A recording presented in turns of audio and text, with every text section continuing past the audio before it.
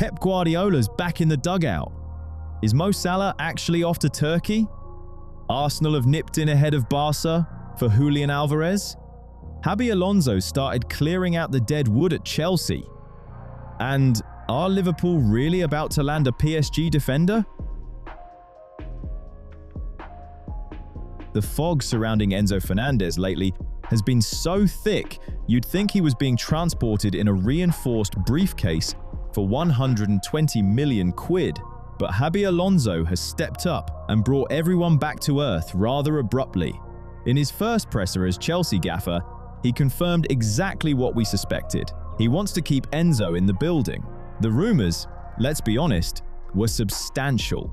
Word was Fernandez wanted out for a shiny move to Real Madrid. It's a classic tale. Player gets linked to a massive name, everyone starts looking mysterious, and then Chelsea slap a 120 million price tag on him and ruin the mood for everyone. Unsurprisingly, Real's interest reportedly cooled off pretty sharpish. Enzo is under contract until 2032, so the club have him in a vice grip. And after offloading Andre Santos to Manchester United for £50 million, Chelsea aren't exactly itching to lose Fernandez too. At this point, it's not just about quality.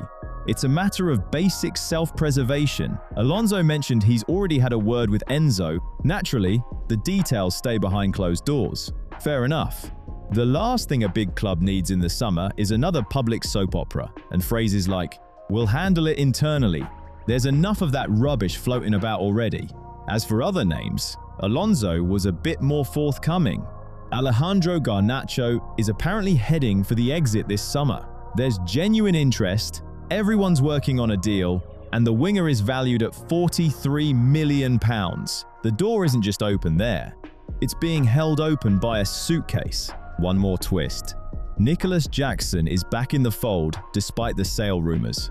After a loan spell at Bayern and a spat with Enzo Maresca, the club have decided not to bin him just yet, Alonso stated. Jackson is joining the Asia tour, and he's looking forward to working with him. The script is simple. Garnacho's out, Jackson's back in, and Enzo stays put. For now. Pep Guardiola has barely had a minute to breathe after his Manchester City era, and already he's being dragged into a new meat grinder. And not just anywhere, but the Italian national team. According to Gazzetta dello Sport, Pep's on the shortlist now that Paolo Maldini has taken a high-level technical role at the Italian FA. If they actually pull this off, it won't just be an appointment, it'll be a heist. Let's be real, Italy's situation is embarrassing. 3 missed World Cups in a row? That's not a crisis. It's a national seizure of footballing shame that people keep trying to rebrand as a rebuild. Now, supposedly, Maldini and Leonardo are tasked with a total factory reset, not just papering over the cracks, but tearing the whole wall down. Against that backdrop, Antonio Conte or Roberto Mancini look like the safe, predictable choices. Guardiola, however, is a massive swing. A risky one too. The federation seemingly doesn't just want a coach, they want a cultural exorcism.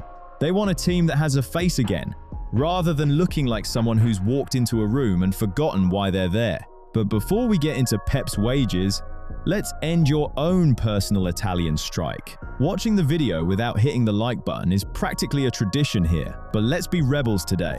One click and we move on to Pep's millions and those big dreams. The stumbling block is obvious. Money. Guardiola's wages aren't the kind of thing you slide under a table in an envelope and pretend it's fine. But if you believe the whispers, there's a growing feeling in Italy that the sheer scale of the challenge might tempt him. Restoring past glories, bringing back meaning, laying the foundations for 2030. It sounds grand, but frankly, it can't get much worse. Sure, international football is a different beast to the club game. You don't get weeks to polish a single passing sequence until it's a museum piece. But if anyone can bring order to the chaos of a short international break, it's Pep. He knows how to work with kids and how to force his vision on a group when others would cave. More importantly, Italy doesn't need a sensible option right now. They need an electric shock. Guardiola would be exactly that. Bold. Very bold. Manchester United have another big idea in the market. This time, it's not a vanity project. It's something much rarer for this club. Common sense. We're talking about Newcastle's Lewis Hall. The English press suggests interest in the left-back is very much alive and has been simmering for a while. There's actual logic here. Hall isn't being eyed as a one-season stopgap or a get-anyone-through-the-door panic buy. He's a long-term successor to Luke Shaw. Apparently, the player is keen on Old Trafford and finds the prospect of working under Carrick very enticing. That's a key detail. In the modern market, half the battle is whether the player is willing to force the issue themselves. If Hall is genuinely up for it and prepared to compete with Shaw before eventually taking the throne, it's a very mature outlook for a 21-year-old. The lad isn't demanding a red carpet and a guaranteed start. He's willing to earn it. A rarity, frankly. On the flip side, Newcastle aren't the sort of club to hand out key players with a smile and a discount card. They've already lost bodies, so they aren't exactly buzzing at the thought of losing another. Hence the price tag, roughly £60 million. At that price, any admiration needs to be backed up by some very serious accounting. The headache for United is that the midfield remains the priority this summer. That means a formal move for Hall likely only happens once the engine room is sorted. Otherwise, they risk another classic Manchester circus, wanting everyone and signing no one on time.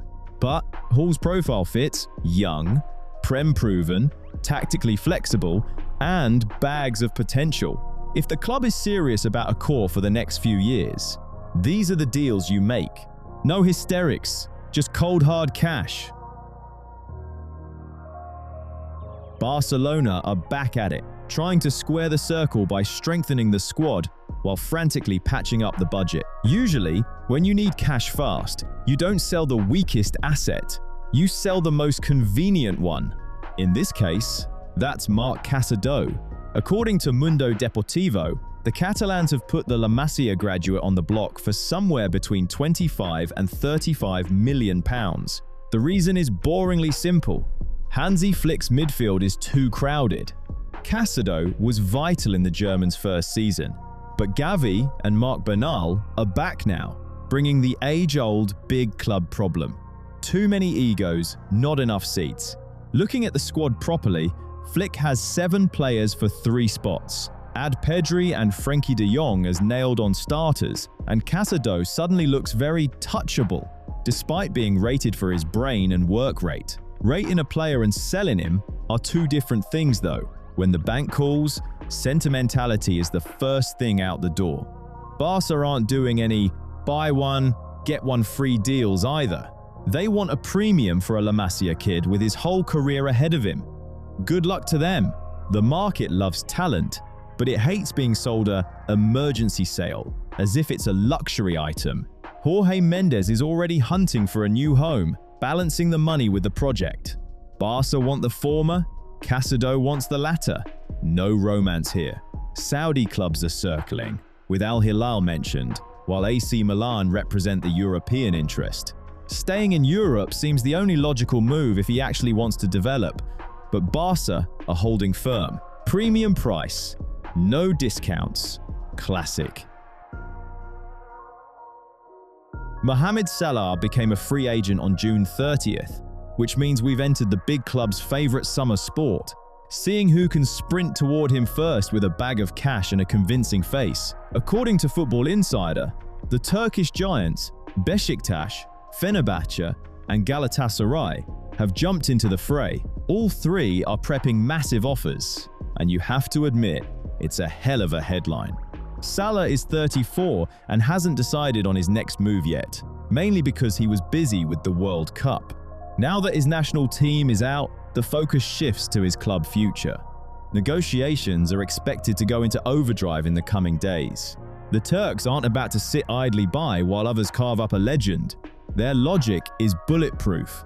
A player like Salah isn't just a right-wing upgrade, he's a marketing goldmine. He's noise, he's hype, and he's shirt sales for people who only watch football twice a year. For any of those clubs, signing Salah isn't a transfer. It's a declaration of war on Europe. And football-wise, it's still serious. Yes, he's in his twilight years. But let's not be hypocrites. Even this version of Salah is a luxury most clubs can't dream of. While the Saudi Pro League remains the favorite on paper due to their sheer financial muscle, reports suggest Salah's wage demands might be stalling things. That's the window for the Turkish clubs. They're hoping to sell him the European challenge, rather than just a massive retirement fund in the desert. If Salah wants to balance money, status, and the feeling of being in the thick of it, Turkey isn't a mad shout. His legacy is already set in stone.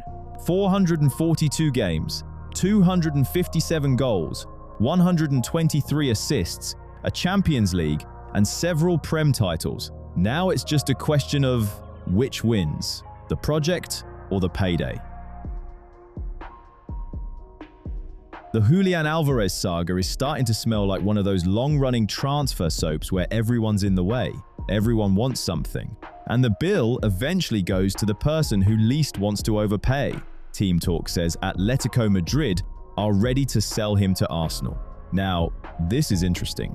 Not just willing to sell, but giving the Gunners the green light specifically, even with Barcelona and Real Madrid sniffing around. Why? Because Atletico have vetoed any move to a La Liga rival. Simple human logic. You don't arm your enemies, even for a mountain of cash. So, the door for Barça and Real isn't just shut. Atletico have got their foot against it. Alvarez apparently prefers Barcelona, but there's dreaming, and then there's the reality of La Liga's spending caps and a parent club that won't play ball. Romance dies pretty quickly when the accountants show up. By the way, while we're counting other people's money, I'm counting you lot. 80% of you watch this channel religiously, but still haven't subbed. It's like the Julian situation. You're here, you clearly like the vibe, but you haven't signed the contract. Let's close the deal. Hit subscribe and turn on notifications. I promise it's cheaper than the £130 million Arsenal are looking at. Lest we forget, the lad is the real deal. Since leaving City, he's been a linchpin for Atleti. A few ups and downs, sure, but 20 goals and 9 assists in 49 games is a serious return. This isn't just an interesting forward. He's an asset you squeeze until the wallet screams. Fabrizio Romano reckons Barcelona still want to go all in for Alvarez, even after signing Karim Adeyemi. But there's a small snag. The $130 million price tag. That's not a football decision. That's a test of the board's nervous system. Arsenal have their own math. They see him as a Swiss Army knife for the front line, and might even bin Gabriel Jesus and Kai Havertz to make room. The plan is simple. Clear the decks, find the cash, and give Mikel Arteta his favorite toy. Arteta seems obsessed, and when a manager is that stubborn, the club usually either buys the player or spends months explaining why they didn't.